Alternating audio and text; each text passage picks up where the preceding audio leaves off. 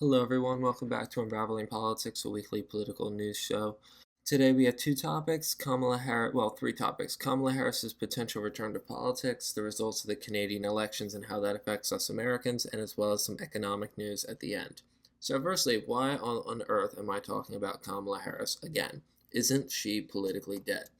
Well, one would think she is, but traditional wisdom is that once you lose after running for president, you're done. You don't come back after that. That's usually how it goes. However, Kamala, as we know, was in an unusual situation. And I'm not defending her, by the way. I'm just saying she was thrust into the limelight late into the cycle, and therefore there could be an argument. I'm not saying a good one, but there is an argument that Kamala might do better in a future election, and therefore she could run for office again. Also, as I was putting this script together, she made a major speech about the Trump administration. She stated, "Let us not be duped into thinking everything is chaos. I know it may feel that way, but understand what we are, in fact, witnessing is a high-velocity event where the vessel is being used for the swift implementation of an agenda that has been decades in the making." She also said that we are in this together and, quote, "Instead of an administration working to advance America's highest ideals, we are witnessing the wholesale abandonment of those ideals." First of all, she clearly hasn't worked on the word salad thing. She said a whole bunch of stuff without saying that much at all, and that was one of her big problems. But anyway, will she make a return to politics? Personally, I think this is a crazy idea. She's a horrific candidate, and I don't see why anyone wants her to come back. But people disagree with me. I talked about this briefly earlier this year, and I said that Kamala would not return to politics. But I'm not so sure about that. Now, according to some media reports and Kamala's allies, whoever they are, is saying that she's likely going to run for governor. I'm not sure if I believe that, but let's put governor to the side.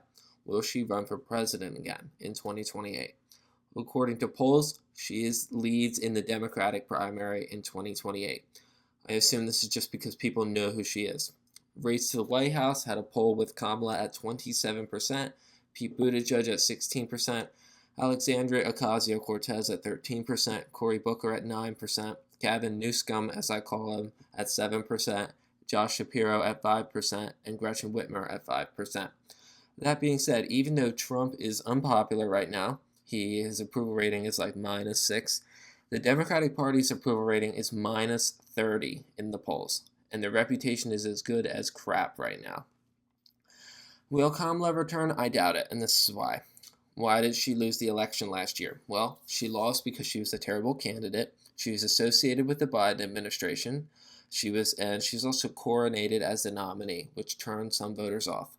I'm sure there are other stuff as well, but those are kind of the three main things that come to mind. So issue number one, she was a terrible candidate. I don't see this changing. Her personality is unlikely to change, and I don't think cackling Kamala will stop cackling anytime soon. When Kamala gets a tricky question, she will keep taking a bus towards Salad City. Secondly, she may lose the association with the Biden administration as we move away from it. However, I doubt it. The proof is look at Donald Trump. A lot of things that he was associated with, January 6th and a good economy, so that's good and bad, or bad and good. He never lost that. So it kind of shows that your reputation sticks with you. As for the coronation, this is the only thing that might actually change. Kamala might have to fight a primary in 2028 if she runs. However, the DNC has a long history of rigging the primaries. Just look at 2016 and 2020. Isn't it interesting that Bernie was shoved out both times? And I think the party would do the same in 2028. Even if they don't, if the public gets even the slightest whiff that they might be coronating somebody, as they did in 2016, then voters might be reminded of what happened 4 years ago. Well, by then, what will be 4 years ago? At the same time, to be fair, there are some reasons that Kamala might come back. She could improve. She could develop an actual personality that people like. She could lose association with the Biden administration, as Trump did with the economy during COVID. But think about this. People still blame Clinton for NAFTA, and that was decades ago. And also, when Kamala was picked as VP 5 years ago, that was 5 years ago this summer, she should have been laying the groundwork with the public during those 4 years instead of hiding away. And she hid away for 3.5 of those years and then suddenly sprung onto the scene like a fresh face that nobody had ever seen before. And some say she's gotten a little bit better, but I'd say if that was 4 years worth of getting better, then 8 years wouldn't have changed it. In my opinion, she comes off as a very lazy person. Also, even if she were to become more likable, assuming like maybe they were assuming that Biden would have run again in 2024 and win, and then they could wait until that period that we're in now, 2025 to 2028, to begin building her profile. That was a stupid mistake, and this is not Monday morning quarterbacking because I said this 2 or 3 years ago. I said this before Biden blew up his political career, is that Biden would not survive another term in office. I said there was zero chance of him walking out of the White House on January 20th, 2029. And I didn't say that because I thought he was going to be assassinated. I said that because I thought his brain would assassinate him. And there was never a chance of that happening. And I was right, that it didn't end up happening, and it never will. Lastly, familiarity breeds contempt in politics. Eventually, people get tired of you. And after a while, especially in politics, people want to move on. And that was a huge problem for Trump last cycle and a huge problem for Biden Trump in 2020 and then Biden in 2024. If you think differently, please let me know in the comments below. So what about Governor of California? Well, Richard Nixon did this and lost, so maybe not. He was vice president, he ran for president, then he lost, and then he tried to run for governor. And I'll note that Kamala is still fundraising. She's doing it through her VP office, which ends in July. She gets 6 months to do that. I'm not super into campaign finance, but that's from what I understand. And after that, she's going to need a new PAC to keep fundraising. Campaign finance, as I said, is certainly not my area of expertise, but that's what I understand. So announcing a run early to midsummer makes the most sense to me, and Kamala running for governor would have the same issues as running for president, but she wouldn't have to worry about a Republican challenger because it's the state of California. And I do think if she wins the nomination in California, she will actually win. Her name is tarnished, yes, but in her home state of California, where she's won several statewide offices, like attorney general, senator, president, she could do quite well. The thing is, running for governor would close the door for running for president. She couldn't jump from being governor to being president. This was part of the reason that Josh Shapiro didn't pick Kamala, or wasn't picked as Kamala's running mate. He had just been elected 2 years before. So the best time she could run would probably be in 2032. So my advice to Democrats, it's time for fresh leadership, clean house. They really had the same people the last 2 decades, apart from Obama. It was Clinton. He was new and exciting. Gore was as dead as a box of rocks. Kerry was snubbish. Obama was new and different, so he won. Hillary was corrupt and establishment. Biden won, but not because he was exciting, but because he was the safe choice. And, of course, he was the establishment, too. And 2024, they picked Kamala, who ran her campaign as female Joe Biden. Literally nothing different. Democrats do have some nice options. Josh Shapiro, Mark Kelly, Raphael Warnock, John Ossoff, Gretchen Whitmer. I think Tammy Duckworth would be a good choice. She's a disabled military veteran, woman of color. I haven't heard her mentioned in the news, but I think that would be a good choice. Maybe Wes Moore or Pete Buttigieg. I think a strong ticket would be Shapiro Warnock. Obviously, I'm biased coming from Pennsylvania, but that's a decent option. And please know 3 people that I would never ever vote for: Gavin Newsom, Elizabeth Warren, or Alexandria Ocasio-Cortez. They are so unappealing. No thanks. Anyway, moving to our north, Canada. This was actually an exciting election, and I thought was even more exciting than our own election night. I watched them both on television, and as you probably know, the election resulted in the re-election of Liberal Prime Minister Mark Carney. The Liberals will be in power until October 2029 unless another election is called sooner, which is likely because usually minority governments don't last their full term in office. Mark Carney won 169 seats, just 3 shy of a majority, so the Liberals are in a better spot than they were before. And as I talked about on this show, this was never supposed to happen. Even in my last update, I still said a conservative win was the most likely. I had no idea that Donald Trump would change the race and mind of Canadians so much. Unlike here, where Canadians, older people tend to be more conservative and younger people are more liberal, it's actually the other way around. Younger people tend to be more split between the New Democrats, which are like an AOC type party, and the conservatives, and while older people are more into being more liberal. And obviously Canadians trust the Liberals to stand up to Trump more. The Conservatives made gains too, moving up to 144 seats. However, their biggest casualty was their leader, Pierre Poilievre, losing his seat in the Ottawa suburbs.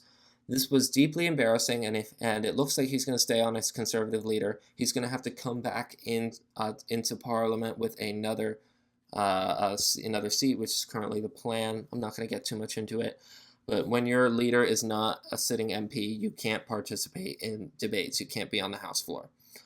And the Quebec Nationalists were once on track to become the official opposition as of late December, lost 10, 11 seats, going down to 22 or 23, and the New Democrats also collapsed. They're the AOC type, as I said.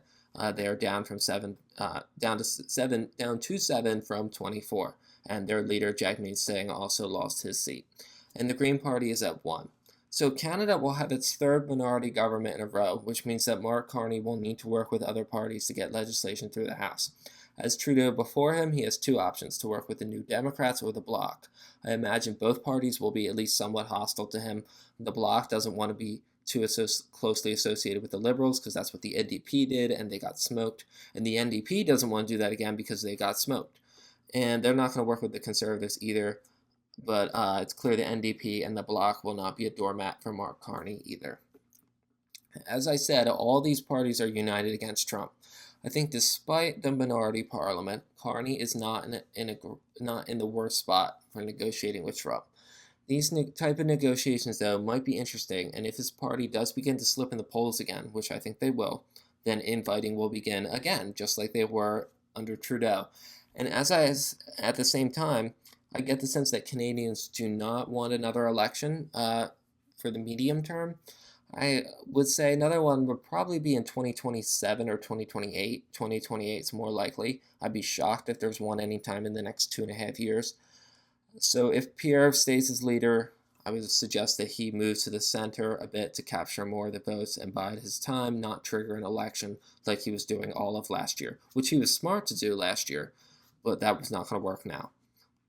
Moving on back to the United States, moving on to economic news, it was revealed that the U.S. economy shrunk in the first quarter of 2025, likely because of the uncertainty over Trump's tariffs. The administration blames President Biden, but I think we can blame Trump for this. I've said multiple times, the uncertainty over Trump's tariffs have scared business investment. And while it's a small shrink, just 0.3%, regardless of if it happens again, there will be a recession. Regardless if it happens again, we will be in recession. A recession is 2 quarters of shrinking GDP growth in a row. Because so many businesses have imported so much, imports were up 41% compared to the last quarter of last year. And this was to try to avoid the tariffs. So that did push GDP down. When you have more imports than exports, that weighs your number down. But at the same time, consumers were also stockpiling in advance to try to get ahead of the tariffs. So even if the imports drop, if consumer spending also drops, then we're still going to have a recession because consumer spending is 2/3 of our gross domestic product. So even if there are fewer imports in the future, if consumer spending drops due to price increases, our GDP will still be stagnant or falling. If it wasn't clear, I'm still concerned about the global economy. Global oil prices have reached their lowest since the Liberation Day collapse in just after Liberation Day on April the 2nd. And we have not gotten quite that low once again, but global oil prices are about $60 a barrel, and OPEC has discussed dumping more oil onto the market. In fact, they have said they are going to dump more oil onto the market, which means that prices will continue to drop. So the only good news is that we should expect lower oil and gas prices this summer and winter than we have last year and the year before. This once again puts the Federal Reserve in a tight spot. They need to decide whether to lower interest rates to stimulate growth or to raise rates to halt inflation. As I've talked about before, it seems like they're going to do nothing, which is fair. That's probably what I would do. And all signs seem to point to a recession. Then again, we had the same thing in 2022. I remember reading an article, 100% chance of a recession in the next year. And then a year later, there was no recession. And we are now facing rising inflation and supply chain problems. That's something we faced in 2022. Now we're facing rising inflation but weakening demand. Not quite the same thing, but nonetheless, signs of economic trouble ahead.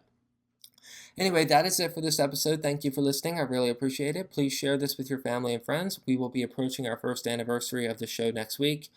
I started the show on May 13th, 2024. The next episode will be out as usual on Monday, May the 12th, and I'll let you know what I plan to do for the first anniversary in next week's episode. Bye-bye.